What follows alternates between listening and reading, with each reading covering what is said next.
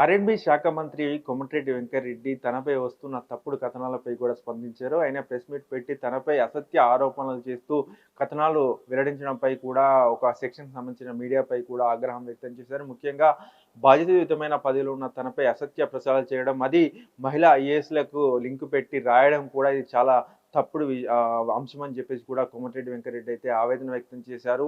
ఒక మహిళ ఐఏఎస్ సంబంధించి కూడా ఇలా రాయడం అనేది వాళ్ళ వ్యక్తిగత జీవితాలపై కూడా ప్రభావం చూపుతుందని చెప్పేసి కూడా కోమటిరెడ్డి వెంకటరెడ్డి ఆవేదన వ్యక్తం చేశారు.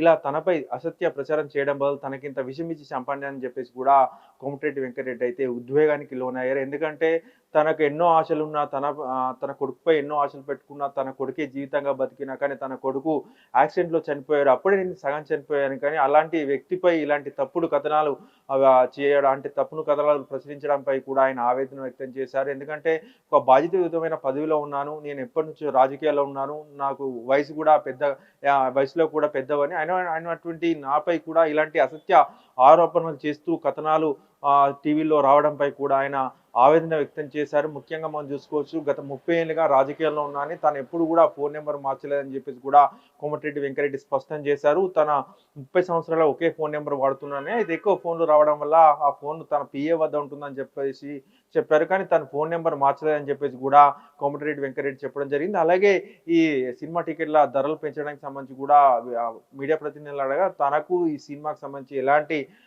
సంబంధం లేదని, ఎప్పుడైతే 'పుష్ప 2' ప్రీమియర్ షో సందర్భంగా ఒక మహిళ చనిపోవడంతో తను తీవ్ర మనోవేదనకు గురైనట్లు అప్పటినుంచి నేను సినీ వ్యవహారాలు పట్టించుకోవడం లేదని చెప్పేసి కూడా కోమటిరెడ్డి వెంకటరెడ్డి అన్నారు. 'రాయసాబ్' సినిమా సంబంధించి కూడా టికెట్ల రేట్ పెంపుకు సంబంధించి తనకు ఎలాంటి సంబంధం లేదని చెప్పేసి కూడా కోమటిరెడ్డి వెంకటరెడ్డి చెప్పారు. మనం పక్క మీడియా కూడా దయచేసి కొన్ని సూచనలు కూడా చేయడం జరిగింది.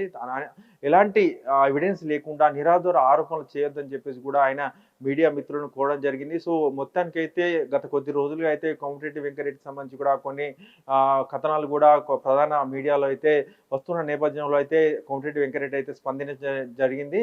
అలాగే ఇటు ఐఏఎస్‌లకు సంబంధించి కూడా అనవసరంగా తమపై అసత్య ఆరోపణలు చేయడం, అందుకు సంబంధించి వీడియోలు చేయడం తగదని చెప్పేసి కూడా ఐఏఎస్ అధికారుల సంఘం అయితే ఆవేదన వ్యక్తం చేసింది.